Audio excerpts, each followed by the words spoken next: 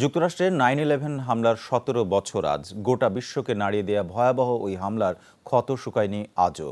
সাম্প্রতিক সময়ের সবচেয়ে বড় সন্ত্রাসী হামলায় তাসের ঘরের মতো ভেঙে পড়েছিল বিশ্বখ্যাত টুইন টাওয়ার, যার ধ্বংসস্তূপে কাজ করে এখন মৃত্যুর প্রহর গুনছেন নানা মরণ ব্যাধিতে আক্রান্ত হাজারো মানুষ।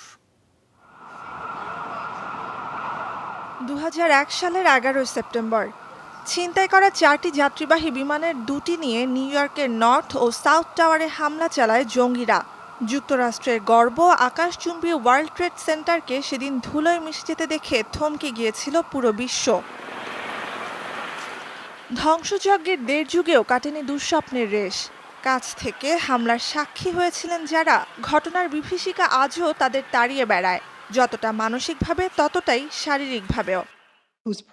বিশাল ভবন দুটো ভেঙে পড়ার পর ঘন ধুলোর মেঘে ভরে গিয়েছিল চারপাশ। তাতে মিশেছিল নানা বিষাক্ত উপাদান। দীর্ঘদিন সেখানে উদ্ধার আর অনুসন্ধান কাজে ব্যস্ত ছিলাম আমরা। দিনরাত ভুলে কাজ করেছি বিষাক্ত পরিবেশে। কোনো প্রতিরোধকও ব্যবহার করিনি। টুইন টাওয়ার ছাড়াও ছিনতাই হওয়া 4টি বিমানের তৃতীয় বিমান নিয়ে ওয়াশিংটনে মার্কিন প্রতিরক্ষা দফতর পেন্টাগনেও হামলা চালায় জঙ্গিরা। তবে বিমান যাত্রীদের হস্তক্ষেপে বানচাল হয় আরেকটি হামলার চেষ্টা। পেনসিলভানিয়ার আকাশে বিধ্বস্ত হয় 4র্থ বিমানটি। সব মিলিয়ে ভয়াবহ ওই হামলায় কিছু বুঝে ওঠার আগেই প্রাণ হারান প্রায় 3000 মানুষ। তবে মৃত্যুর মিছিলের সেটাই শেষ ছিল না। 2012 সালে 2 ধরনের ক্যান্সার ধরা পড়ে আমার দেহে। তারপর পুরো জীবনটাই পাল্টে গেছে। আমার অনেক সহকর্মী আজ মৃত্যু পথযাত্রী, অনেকে আগেই মারা গেছেন। আমিও আর কখনো সুস্থ হব বলে মনে হয় না। আমার জন্য প্রতিটি দিনই এখন বাড়তি পাওনা।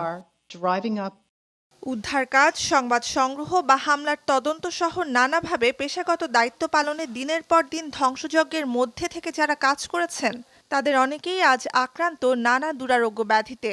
পরিসংখ্যান বলছে, ওয়ার্ল্ড ট্রেড সেন্টারের ধ্বংসস্তূপে বিষাক্ত উপাদানের সংস্পর্শে থেকে কাজ করায় মরণব্যাধি ক্যান্সারে আক্রান্ত হয়েছেন 5500 মানুষ।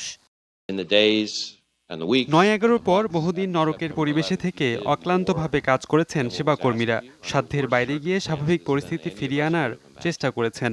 স্বজন হারানো পরিবারগুলোর পাশে দাঁড়িয়েছেন। এমন ঘটনার পুনরাবৃত্তি ঠেকাতে শান্তি চেয়েছেন। নিঃস্বার্থ এই মানুষগুলোর পাশে আজ আমাদের দাঁড়ানোর সময়।